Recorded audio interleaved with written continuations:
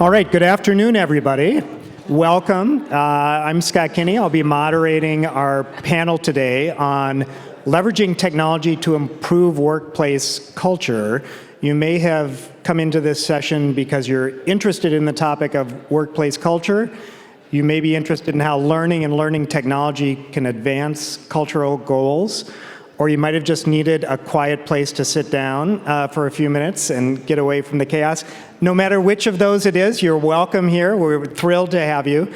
And hopefully we can have a good discussion over the next 40 minutes about culture, which is a topic that doesn't get as much attention at these kinds of sessions, although the next session in this room is also on workplace culture.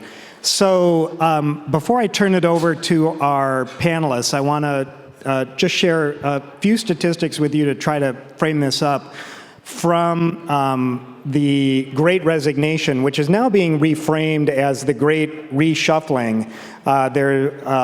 Just recently, the labor economist, and I'll read his name so I get it right, Arendrajit Dube, coined the Great Reshuffling as a much better term. Paul Krugman, a New York Times colleague of Tom Friedman's, just published a really interesting piece today about how it really isn't a Great Resignation at all. Now that they're looking at the data, workforce participation is back to pre-pandemic levels, and it's really just this change in the mobility and fluidity in the labor market. And so that's leading to a great onboarding. So here's some very recent data from the last few weeks.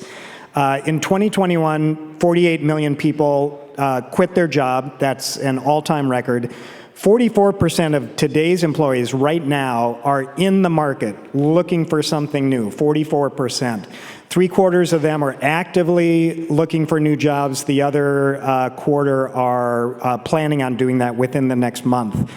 56% of the people who leave and take another job in their same field are citing pay as the reason to do that, but they'll stay without that pay increase if the culture is meeting their goals. Mission and purpose have never been more important to workers than they are now, and the pandemic from the last 2 years has shaped and formed a lot of that change. And then this category of career changers, people who have actually re-examined what they want to do, is at an all-time high, where 58% of those career changers took a pay cut to find a different work-life balance and a different workplace culture. 70% of them cited culture as the reason for making that change. Now, half of those statistics I did make up, but you probably don't know which half it is because all of this makes perfect sense. We're all experiencing this and living it in the workforce every day. And so we're going to talk about culture. Organizational leaders have been focused on building stronger, more positive cultures for a long time, but their tactics and strategies have been in-person kinds of things. So bike racks and showers and a foosball table and bringing in lunch, and it was casual Fridays back in that was an incredible moment back in the 80s when you didn't have to wear a suit on one day of the week. And now, though, you've got these are real statistics. 60% of the workforce wants to work from home, and they want to continue doing that even though they can come into the office. So you've got to have different strategies to advance cultural goals than things that can only be done in the workplace because people experience their culture at work on Slack or Teams or Zoom. And so today we're going to talk about that. We've got a perfect panel for it. We have three of our panelists are at startups that, Tess's company, Ethena, is a compliance technology company. Hendrik's at Sharpist is in coaching. Kristina's at Unpacking is in DE&I. But really, their mission is around cultural transformation. And they do it through those use cases. Well, Balraj and Naomi, respectively, at Cengage and at Bain Academy, are, from a larger enterprise perspective, also passionate and interested in this topic of culture. So let me turn it over. I'll start with you, Hendrik, but the question that I think we should start with is, what in this new world where it's a highly mobile workforce, people value these cultural elements more than they ever have before, but they plan to work from home, or most of them do. What can be the cultural goals that leaders should be pursuing? How might they use learning or learning technology to pursue those? And can you measure that? Is there a way to measure success?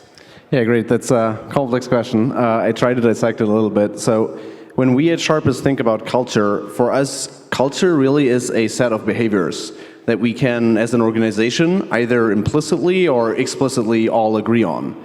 So when it comes to enforcing or creating culture, it really means what are those behaviors that we want to see in our organization. And linking that maybe to the measurement directly, this behavior, it can be, we want to make sure that we are nonviolently direct, or we all take ownership, all those principles and values that we see.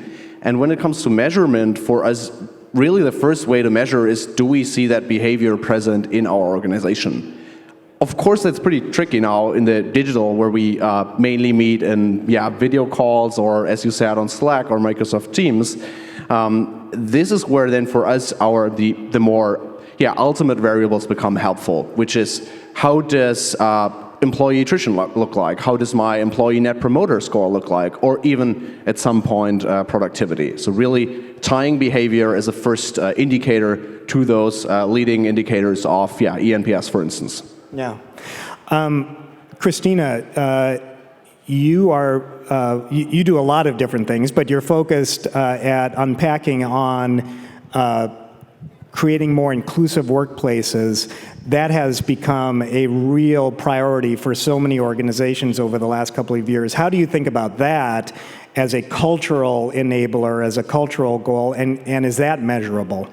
Yeah, well, I think when we're thinking about culture, we have to reflect the society that we live in, because the norms that occur in society are the macro, and our organizations are just microcosms of the macro. And so culture involves, yes, behaviors, but also language and tradition and food share and religious practice, right? And education level, and all of these different components of the individual changes just by the zip code that they're coming from. So you can have a really amazing team with people that are even within the same state, but they're from different zip codes, and their perception on life is completely different from one another, let alone their industry preferences or expertise going from department to department. So I think when we're considering what measurable goals are within the cultural space, we have to also measure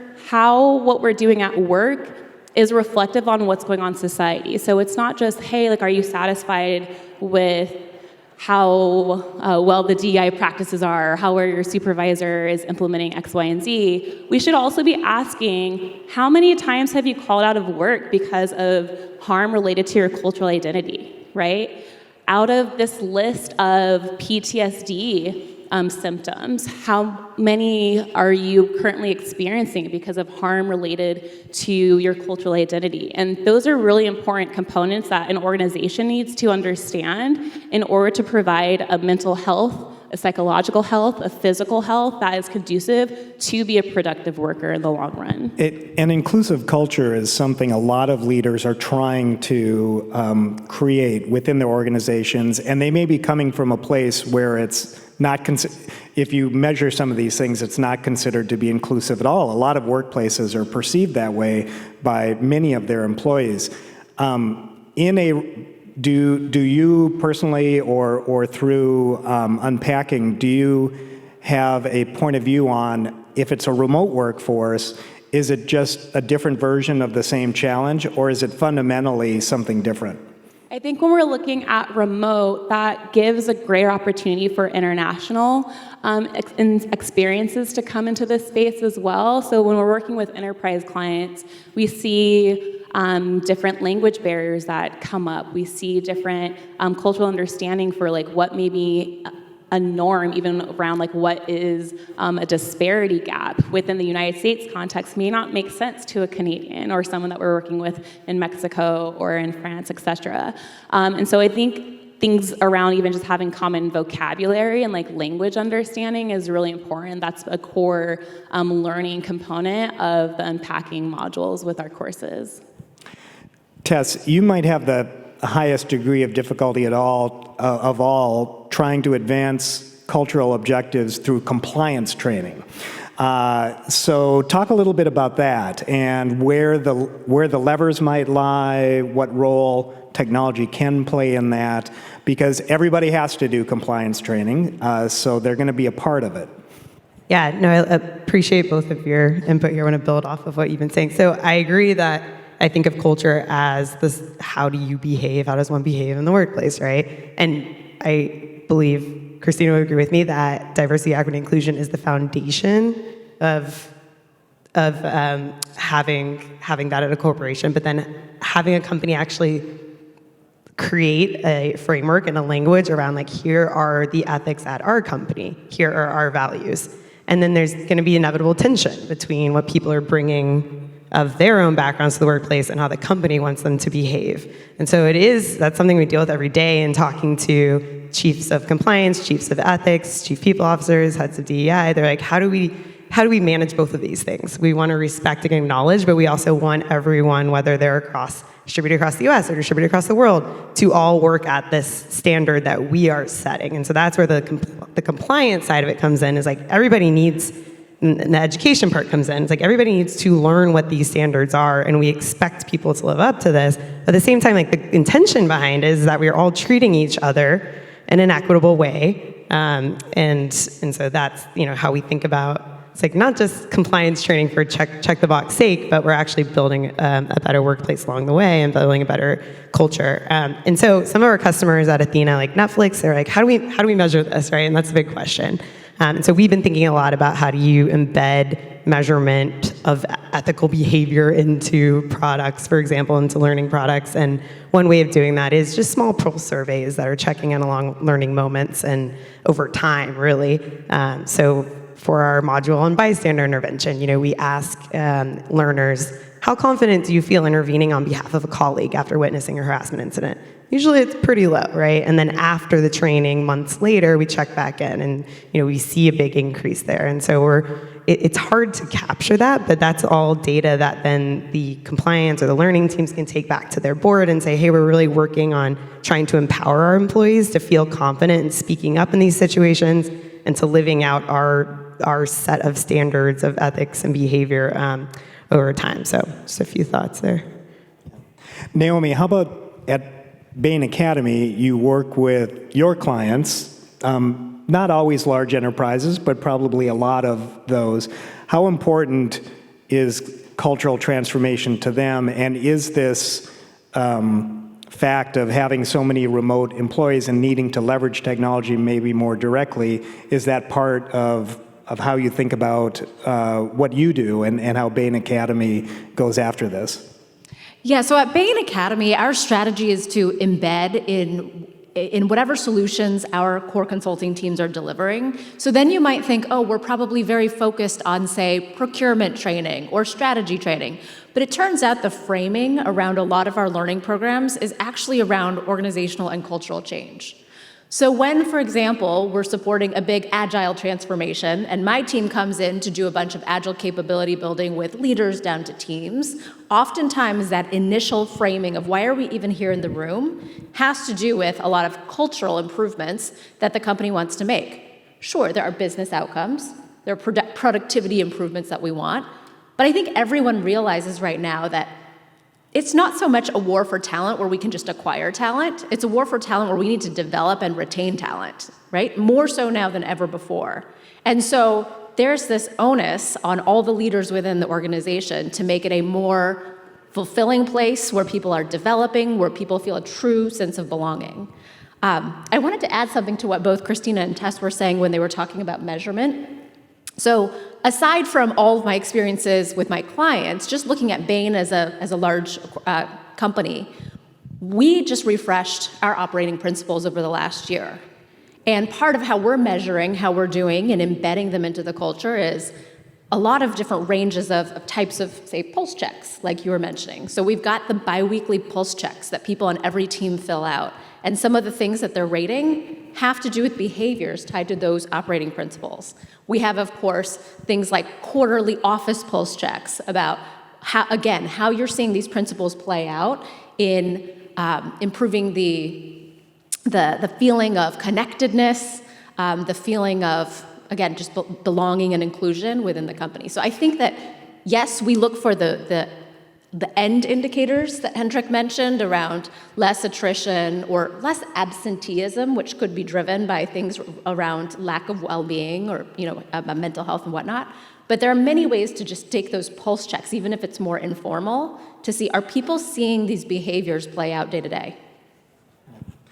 Balraj, at Cengage, how does culture fit into how you think about your products, working with your clients, and is that also changing? Is that affecting how you think about your business model?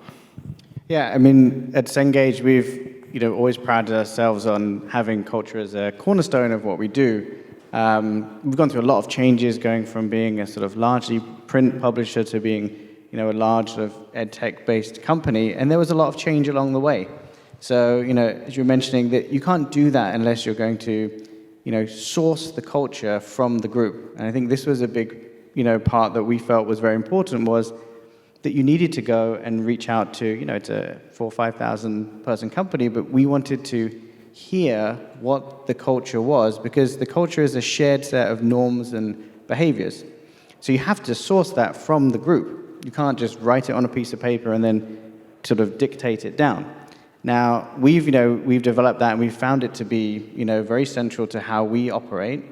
We have an ethos that people cite, even though they weren't here when we did that initial sourcing, right? Because it really is something people experience in their day-to-day. So I'll give you an example. I mean, the number of times I've heard someone quote the line, "We are accountable to and for each other," right? And that's one of the things that is in our ethos.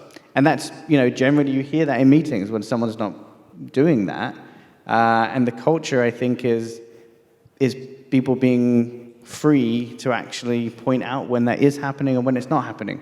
So, on the technology side, we've used, a range of things where you can call someone out and give a shout out to someone for embodying that part of the culture, right? And and that's a very sort of healthy part of celebrating the good behavior. But also as part of a talent management, it's in there to see how did people actually live up to that part of the culture, and it's a meaningful part of your variable compensation.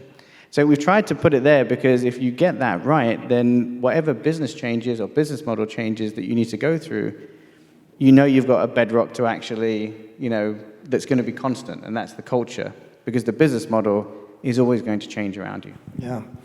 Let me throw out a couple questions to the whole group, and whoever wants to can jump in. So you're all part of organizations, some small, some large, but you also work with client organizations and others. They all have some sort of cultural transformational goals or cultural change goals. What do you see that is working to drive actual, real change in the culture, and what is definitely not working? I think what's been a really big benefit is democratizing who gets to construct what that culture looks like. And so creating community-centered design and implementing integrations with design thinking has been really impactful within our training processes, so that each person, regardless of which level of the organization they're in, it could be CEOs and middle managers and interns with the marketing team and the finance team, right, and the operations team, you're looking at different expertise levels and different industry expertise as well, collaborating in the construction of what norms will look like and what action plans will look like. And that's really where you get innovation, right? It's not just thinking about the diversity that comes from the identity from like our demographic data, but also like our race, our religion, our language, our education level, etc. But also, what's diversity look like just by expanding across different departments in your organization and not expecting everyone from lower levels within the organization to just follow what upper management has told them to do and to adopt, but actually giving them an opportunity to have a voice and to co-construct what the norms within the organization will look like. Is that threatening to the organizations, or are you seeing a lot of adoption of that? I love that. Thank you for asking that question. It's a really important question because I've heard people that haven't gone through my trainings have like some weariness about that. And what I've seen in the actual programming is CEOs, COOs, people that are heads of HR departments or DEI departments say like, wow, like I never would have had this conversation with this person, or I wouldn't. And when you think about too, if we look at an organization structure, the demographic that's more likely to be in leadership positions will be more likely to be white and more likely to be male. When you're also looking at interns, entry level or like middle management, they're more likely to be female and they're more likely to be people of color. So when you're putting organizations with when you're giving organizations an opportunity to ideate and co-create action plans with people that aren't necessarily always invited into the room and designing what those action plans will look like, you naturally get innovation because there's a wider opportunity of infusion from different lived experiences and expertise, because cultural competency is just as important as your skills competency. And we can't separate the two. I know just like on the last panel, there was a really important statement that soft skills aren't soft, they're human, right? And so like we can't prioritize like one form of skill training over another, and I think democratizing who gets access into the creation of the culture is a really great way to see innovation within your organization and then impact your consumer base in the long run. Yeah. What else is working? What have you seen that, or failing? I mean, I'll add in, just to build on that, I do think hand in hand with that is transparency. So you need to be very transparent about what it is you're trying to do, and also what you don't know. So I'll give an example. We were trying to work out, how to return to office. Like everyone is saying, well, what's the new norm? So we're all dealing with that one. And we were very clear. We said, like, we don't know what it's going to look like. So, and we also don't know, like, it's very hard for me, as part of the executive team to say, oh, I know the difference between, the person who drives the forklift truck in the warehouse, the marketing manager, and then the sales rep. Like, they're all very different. Those are not roles that I've done. So it's very hard for me to think that I could be in the position to dictate, well, what would make sense to return to office. So by devolving it down and saying, look, we're going to do that at a team level, you're transparent that you don't know what the answer is, but you're empowering people to go through and work out themselves what makes sense for their groups. The part that is challenging there is, I don't know that it's so much as threatening as it's hard, and you put an extra burden on a middle level of management to be able to have that conversation. So to be able to sort of invest and train in that management group in a way to actually facilitate that conversation, I think is an important part of how you get that to work well. Otherwise, you're devolving it down and not really giving the tools to a person to really solve a quite difficult problem. Yeah, I was going to say, to me, the answer is pretty simple. It's continuous conversation about these topics. And I've heard from so many enterprises that in 2019 and 2020, they were like, oh shit, we need to talk about XYZ now in the workplace. And then a year later, oh no, it's time to talk about it again. What do we do? And then again and again and again. And then, no one's paying attention. Obviously, they're not investing and they're not actually investing in culture at that point. So then that's where the technology again comes into play. It's like, how do you scale those types of communications? How do you facilitate them at a large organization? And so I love products that are empowering managers, empowering employees to learn over time continuously, in small moments, checking in on relating what they're learning to what's going on in the world. prompting them to talk to colleagues about what they're learning. That's what's really exciting to me, is not like, okay, yeah, we know we need to talk about it. Now, how do we actually continuously talk about it, and how does learning tech empower that? Yeah, I would say that's actually a super important point, right? I would even go as far as to say culture is much more fluid these days. So at Sharpist, we like to say it's kind of like you've written with a permanent marker on a whiteboard. So you can still wipe that off with some alcohol solution, but it's still somehow permanent. And I would go as far as to say, like seconding Kristina, what you said, if we don't run those inclusive processes where really everyone gets a voice, that is the real threat. That's really when, those whiteboards are just in the executive room and nobody gets to see them, and we are creating what I would call sort of microcultures in the different teams, on the different hierarchy levels, and I think that risks that our organization will not be a holistic organism anymore, but just a set of like many different, not well-aligned mini organizations. And I think that impacts safety, right? Like, you're creating a disconnect where that transparency component comes in. And it's like, well, if there's certain information that's being hoarded from everyone else, then the people that don't have access to that information aren't going to feel as safe or trusting of said organization. We saw that like 80% of people that left their jobs over this past year reported because it was poor sense of belonging and mental health related to diversity and inclusion gaps. Like, if there were opportunities for people to be heard and to feel validated in their voice that they're sharing, because you can share your voice and then can shut that shit down real quick too, right? So like, feel validated in what they have to offer. I think that there is a greater opportunity for that transparency and that trust to be built, which means that's a longer retention rate that your organization will likely have as well. It's pretty cool. Well, to build on your point, I think it's so much more important today than ever for people to feel like they can bring their whole self to work. It's expected. You know, the fact that we all worked remotely and you could see into the windows of our private lives made it much more of an expectation, right? So that safety is ever more important. I'll say one other thing you were mentioning. We need to give our frontline leaders, our middle managers, more training. We need to equip them to be able to help to cascade the values and the behaviors. I think one of the things that's not working is when we expect, hey, we can just sort of have this one-way communication, and somehow we need to get our middle layer managers to just push this down. It's putting an incredible amount of stress on them. What is working is when we include everyone in the front lines, as many of you have said, in co-creating what the culture will be, so that every single person feels a sense of ownership.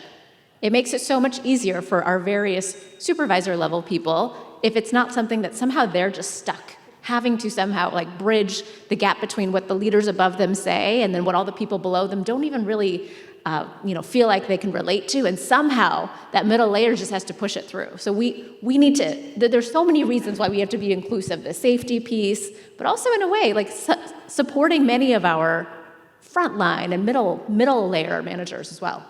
Yeah, I think also being human, right? So part of this is you're not going to be right all the time. So I can think of something just in this past month where change was made and it went down horrifically. And, so it was nice. People reached out, and I did say, reach out if you think this is bad, and they did. So then I just, had to own it, apologize. Like, we changed it back. We made a change. And I think being okay and showing that you don't always know what the right thing is, and then that gives more credence to people being able to reach out and own the culture as well. That's an important part of really making it a two-way dialogue, is that it's not just that people say things, it's that you hear them and you want to listen to them so that you can then make the change. Otherwise, you're right, they're just your mouthpiece saying what you want them to say. And that's not going to get anyone engaged, and really, it's not really inclusive at all. I was going to say, it's been cool and encouraging to see that in our sales process for Ethena. We're talking to some pretty big enterprise companies, big tech companies, and some of them are bringing ERGs into the buying process. They're reviewing the content for harassment prevention for DEI, for code of conduct. Like it's pleasantly surprising when they're like, hold up, like legal looked at it, people ops looked at it, now we're going to bring in 3 ERGs to look at it. And so that's been amazing to see, like speaking of bringing up voices. And then also on the implementation side too, like we're doing an onboarding with a big tech company, and they're like, I mean, these scenarios look good to us, they feel relevant, but let's bring in, like, they called it ground control. Like, let's bring in some real employees to get in here and give their voice to it. So I'm starting to see more of that, which is exciting.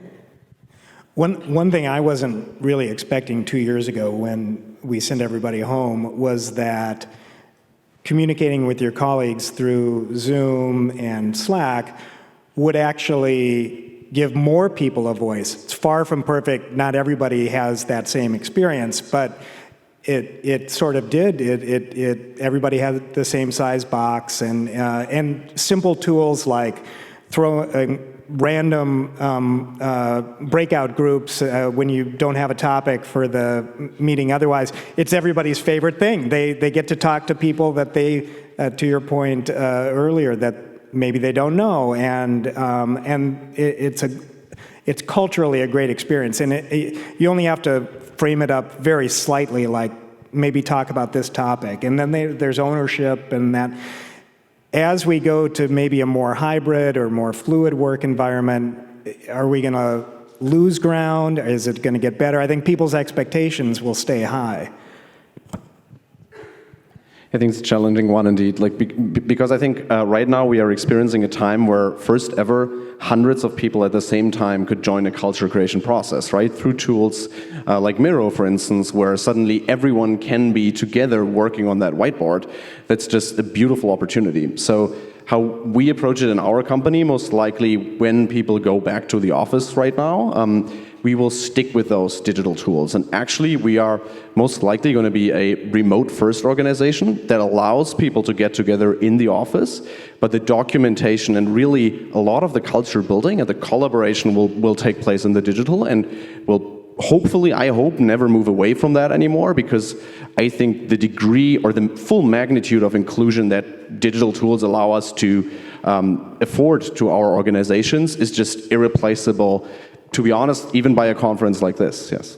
I think the digital tools also give us an opportunity to have more permanence with our storytelling. So yes, video has been around for forever, but I know with our company, like we use video a lot for sharing traditions so that the new joiners know about these things that happened 15, 20 years ago that were hallmark times or moments, right? So I do think that I'm not worried about the use of Slack or Microsoft Teams for some of that culture building and the connections. I'm not worried about it going away, especially because we're talking about going into a hybrid, not a fully in-person. I don't see us going back to fully in-person. So we've got to democratize that experience of how am I participating in my company's culture, and I think those kinds of technologies will allow us to do it in a little bit more of a lasting way than say, oh, I happened to be in the kitchen connecting with people and heard the story. Now we can actually share it with everyone who didn't happen to be there in that moment. Yeah, I think it's also going to make us really question what we thought was culture before, which is, I'm going to do some culture building. Let's go for a dinner. And then you're 10 seats away from someone, and you didn't really share any time with them. They would just happen to be in the same room while you were eating. Versus, I know, I joined a team remotely at the beginning of COVID, and we did a whole series of, kind of small group Zooms with 2 or 3 people, and that was actually way more effective than what we would normally have considered to be, team building, right? So I think really looking at it and stripping away what were like the norms of, quote, team building, some of them I don't think were actually as effective as, as the way you can reach people regardless of their geography and really listen to them, versus going to a noisy place and ignoring them, which I think seemed to be what was par for the course for building a new team environment. I don't have an answer because I agree with all you, but I have a question for my panelists. When you're thinking about, okay, it sounds like everyone kind of agrees that employee engagement could be an indicator of a positive culture. Do you think, I've been thinking about this lately, can we measure that? Like, can we say if somebody is slacking more than someone else, that they might potentially be more engaged and connected to the company? Or, I don't know, is that something you're all thinking about? Like, how do we measure? I think the hard thing about remote, for example, is that it's easy for people to slip into silos or feel disengaged or not feel confident speaking up and having their voice heard because you're not in the office. So that's what I've been thinking. I'm like, how do we catch that early on and make them feel? I see it. I don't know if we can measure likelihood of retention based on their engagement because of personality types are different. So for example, in Zoom democratizes different abilities to engage. So like you can speak verbally, or you could speak via emoji, or you can share a text in the chat. And so depending on your comfort level or your mood, right? It happens to be during that hour, you don't feel like talking that day, you only have the energy to give a thumbs up for something. You know what I mean? That's real sometimes. I think also, I could think with the personality style, folk that may be less likely to engage, I think inherently would get rated lower over someone like me that like talks all the time, and that wouldn't feel equitable, in my opinion. Totally. So we just miserably failed at trying to measure it in our company. So we tried to introduce the employee net promoter score. Like everyone knows it, right? Like how likely are you to recommend this company to a friend? And our net promoter score was great, but one team really struck out, which was our engineering team. There were many detractors in the team, and so we brought that score back to the leader of that team, and he was first devastated and like disgusted with his coach and asked me like, what am I going to do about this? Until we had a conversation with the team, and they said, well, I mean, isn't this 7 a good score? Like, I like this company, I love working here.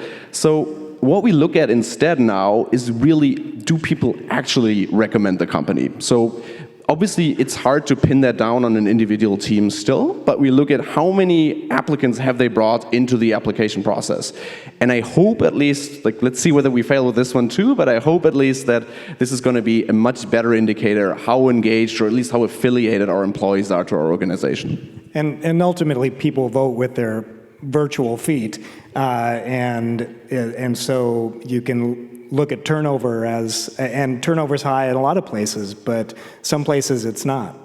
So I mean, I think you can measure many things, and we do surveys and everything. I think that's helpful, but I do think culture is something you experience, and I think you experience it in every meeting. And being open to listen is really how I would look to judge it, in addition to measuring things. So, I mean, there's a wonderful culture in Spain. They, eat wonderful food. They eat later in the day. It's not the same reading the statistics of like average, time of day when people eat dinner.